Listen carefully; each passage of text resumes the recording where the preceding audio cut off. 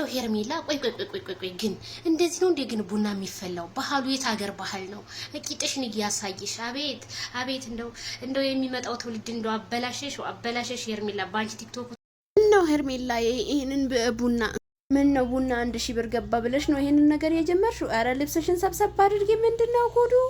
አቤት ከመቼ ጀምሮ ነው ደግሞ እንደዚህ አይነት ነገር የተጀመረው? በአብርሽ ነው የምትደበቂው? ነገሩ እንዲህ ነው ደግሞ ማለት ነው። ካሁን በኋላ የሚያምርብሽ ያንቺ እንደዚህ ስብስብ ብለሽ ከዛ እቤትሽ ቡና አፍልተሽ ተሰትረሽ ቁጭ ብለሽ እንደዚህ ስትሆኝ ነው የሚያምርብሽ እንጂ የሰው ህይወትን መበጥበጡ ምንም አያረግልሽም አይደለ ቤተሰብ?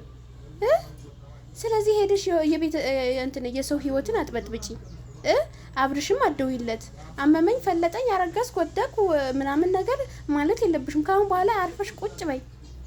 እንደዚህ ነው የሚያምርብሽ። በዚሁ ቀጥይበት በቃ። እንደዚህ ቡና እያፈላሽ ጎረቤት እንዳጠሪ 1000 ብር ገብተዋል።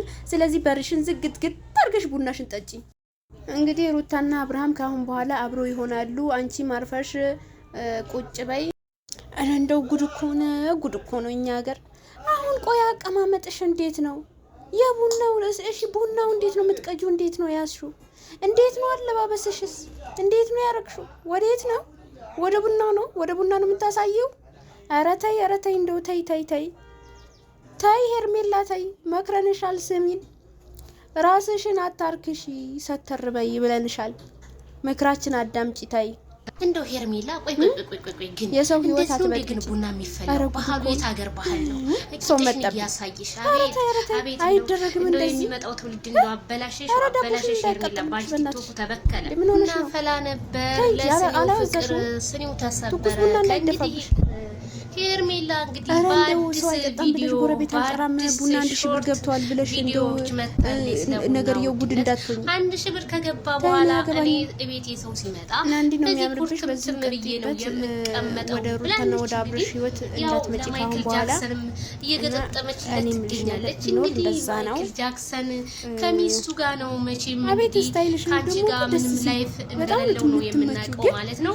ቤተሰብ እንግዲህ ሄርሜላ ሁለተኛና አብርሽ ጋር እንዳትገናኝ ልጅቷን እንዳትበጠብጫት ባንቺ የመጣ እንግዲህ ብትኖሪ ነው የሚሻል ተብሏል ሰውየው አብርሃም ማለት ነው። ስለዚህ ልጅን እንዲያይ ከልክለሽዋል፣ አስከልክለሽዋል። አንቺ ነሽ ሁላም ታዲያ ባንቺ የመጣ ማለት ነው።